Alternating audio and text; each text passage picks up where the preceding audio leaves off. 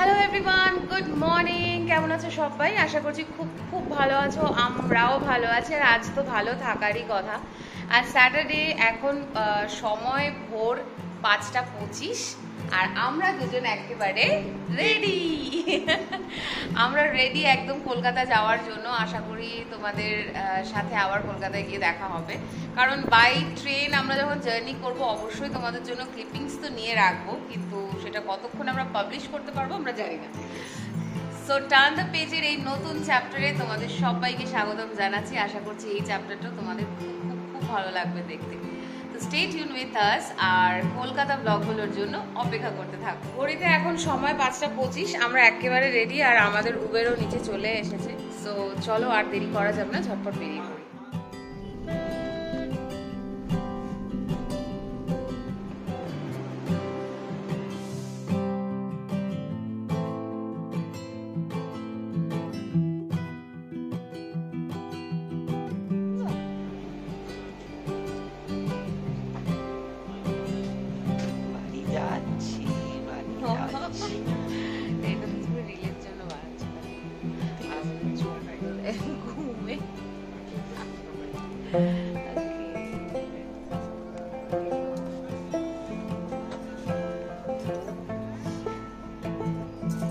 Tata, tata Chennai. কি ঢোকাচ্ছিস ভাই? কি ঢোকাচ্ছিস? কি ঢোকালি? কি ঢোকালি? উফ, লঞ্চ।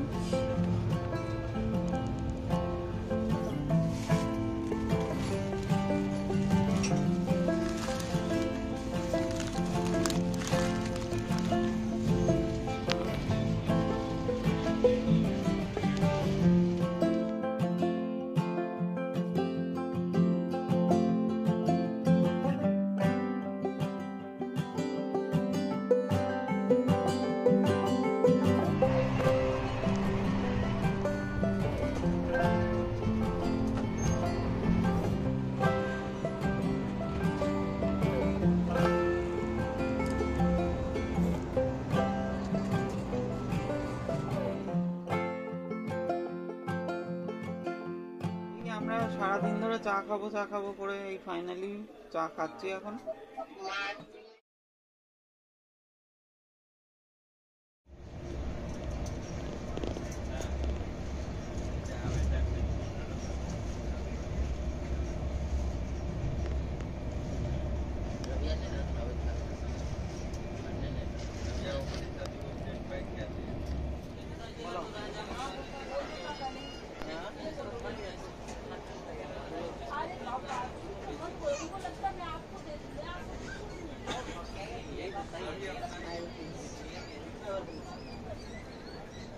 কেন? আজ রবিবার, আমরা ফাইনালি উদয়পুর পৌঁছে গেছি। অ্যাকচুয়ালি সকাল থেকে অনেক কিছু চলছে। বাই ট্রেন ফেরার পথে হিরণময়ের ফোনটা চুরি হয়ে গেছে। সো সেই নিয়ে এত হ্যাপাজেট একটা তৈরি হয়েছে, বুঝতেই পারছো। তো আমি আর কোনো ভিডিও ব্লগ কিছুই আর করার মতন অবস্থায় ছিলাম না। তো যাই হোক, আমরা ওখান থেকে নেমে আরপিএফ এর কাছে জিডি করে ফাইনালি মানে সাঁতরাগাছিতে নেমেছি আমরা, এবং সেখান থেকে বাই ওলা আমরা ফিরছি। তো চলো, আর আপাতত কিছু আপডেট দেওয়ার মতো এখন নেই। বাড়িতে যাই, ফ্রেশ ফ্রেশ হই, তারপরে অবস্থা বুঝে আবার ব্লগ শুরু করব। আশা করছি তোমাদের এই ব্লগটা আপাতত যা ইনফরমেশন দিতে পেরেছি ভালো লেগেছে। যদি ভালো লাগে, যদি কিছু মনে হয়, যাই হোক, আমি জানি না আর কি বলবো। আপাতত রাখছি, বাই। ফাইনালি বাড়িতে এসে স্নান টান হয়ে গেছে, ফ্রেশ হয়ে গেছি। চোখ মুখের অবস্থা বেশ শোচনীয়, আর কলকাতার গরমটাও তো একদম মানে A++ পেয়েছে আর কি। তো যাই হোক, এখন নিচে যাই। হ্যাঁ, নিচে গিয়ে একটু খাওয়া দাওয়া করবো, সবার সাথে একটু কথা বলবো, আড্ডা দেবো। জাস্ট বাড়ি ফিরলাম তো, একটুখানি সব ব্যাপারগুলো একটু সেটেল ডাউন হোক, একটু বসি, নিজেদের মতো একটু সময় কাটে।